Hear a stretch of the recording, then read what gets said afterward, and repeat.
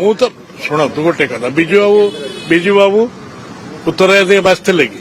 ନବୀନ ବାବୁ ଏଇଠି କହିଥିଲେ, ଆପଣ ମନେ ଅଛି ଯେ ଓଡିଶା ଲୋକ ମୋର ଉତ୍ତରାଧିକାରୀ ବାଛିବେ, କହିଥିଲେ ନା ନାଇଁ? ମୁଁ କାହା ଉକ୍ତି? ନବୀନ ବାବୁ କରିନା। ଆଉ ତାପରେ କାହିଁ ପ୍ରଶ୍ନ? ଜିନିଷଟା କିଏ ଚାହିଁଛି କଣ ନେଇଛି ସେଇଟା ଅଲଗା କଥା।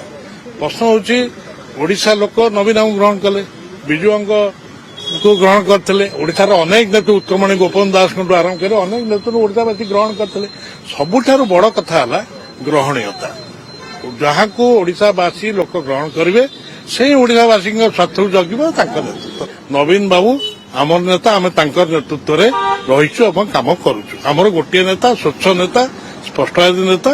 ନବୀନ ବାବୁଙ୍କ ନେତୃତ୍ୱ ଉପରେ ଦ୍ୱିତୀୟ ପ୍ରଶ୍ନବାଚୀ କିଛି ସୃଷ୍ଟି ହେଇନାହିଁ, ହବନି।